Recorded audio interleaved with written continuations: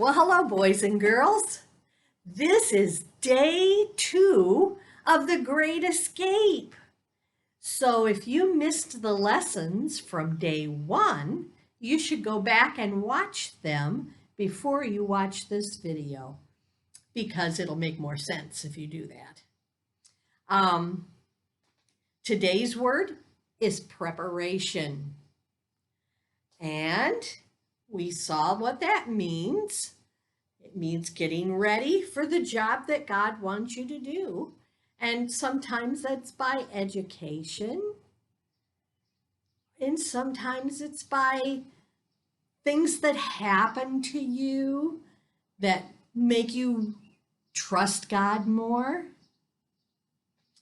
But today we're going to find out how Moses was prepared for the job that God had for him. You remember yesterday that the Egyptian princess adopted Moses and brought him to the palace, and he became her son. And so he was educated in all the things that the Egyptians knew. He was educated to become a pharaoh. He learned how to rule. He learned how to worship the gods that the Egyptians worshipped. But he rejected that. And when he was 40 years old, he decided he did not want to be Pharaoh's daughter's son. He did not want to be the son of the Egyptian princess. He decided he wanted to be with his own people, the Israelites. And he wanted to help them. So one day he went out and he saw this Egyptian beating an Israelite. He didn't like that. And so he decided to stop him. And I don't know if he intended to kill him or if he just intended to beat him up. But he killed him. And he buried him in the sand. And he didn't think anybody saw him do this. Well, the next day he went out and he saw 2 Israelites fighting. And he spoke to the one who was at fault.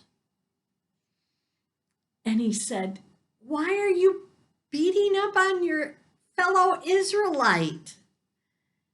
He's like your brother. You shouldn't be beating up on him." And that Israelite said, "Who made you a master over us? Are you going to kill me the same way you did the Egyptian yesterday?" And Moses realized that he was seen killing the Egyptian. And then he was scared because he knew it would get back to Pharaoh if anybody saw him. And Pharaoh did find out, and he came after Moses. But Moses had run away, and he had gone to the land of Midian. And when he got to the land of Midian, he sat down by a well. And pretty soon, all these girls came bringing their sheep. They were the daughters of one man who was Jethro, the priest of Midian. So it's someone who believed in God. And they were bringing their sheep to water them. And as they were getting ready to water their sheep, they were putting buckets of water in the troughs. Some other shepherds came up and started to chase them away so that they could water their sheep first. using the water that the girls had already drawn. But Moses stood up, and he stood up to those shepherds, and he chased them away. And then he helped the girls water their sheep. So when the girls got back home, their father was surprised that they were so early because they'd been having this trouble for a long time with the shepherds getting in their way. And he asked them, "Why are you so early today?" And they said, "An Egyptian man chased the shepherds away, and he helped us water our sheep." And Jethro said, "Where is he? Why didn't you bring him home with you?" And so some of the girls maybe went back and got Moses. And he came, and actually he lived with them. He lived with them for 40 years. And he married one of Jethro's daughters, whose name was Zipporah. And they had a son named Gershom. But after 40 years, Moses had been learning how to be a shepherd. And he was watching his father's flocks. And he'd been doing this for 40 years, and he'd learned a lot of things about watering, about taking care of sheep and all this stuff. Then one day, Moses was on Mount Horeb, and he saw something that didn't seem right. He saw a bush that was on fire. And that wouldn't be so unusual, but this bush wasn't burning up. And he said to himself, I'm going to turn aside and see what this is. And so as he turned aside and approached the bush, God spoke out of the bush. It was God in the bush. And God said to Moses, "Don't come any closer. Take off your shoes, because the place where you're standing is holy ground."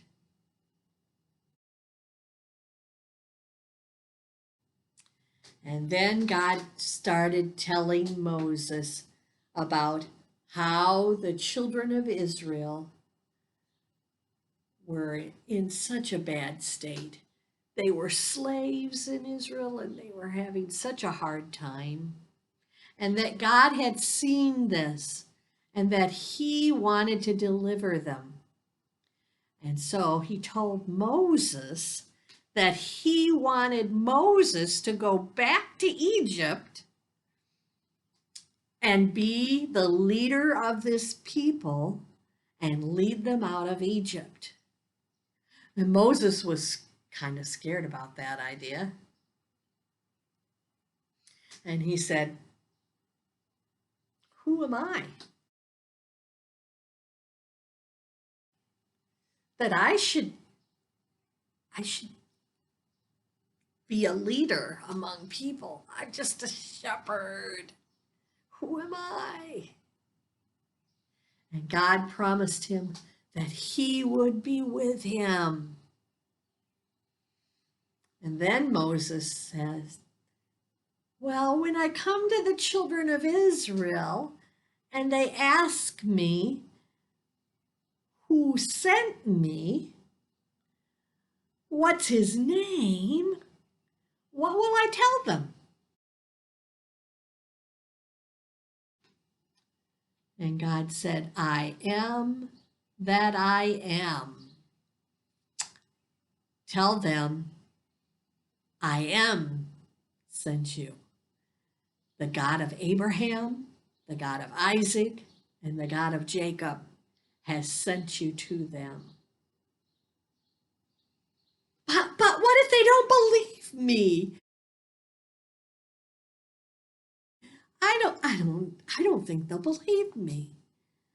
And God said, "What's that in your hand?" And Moses said, "That's my rod."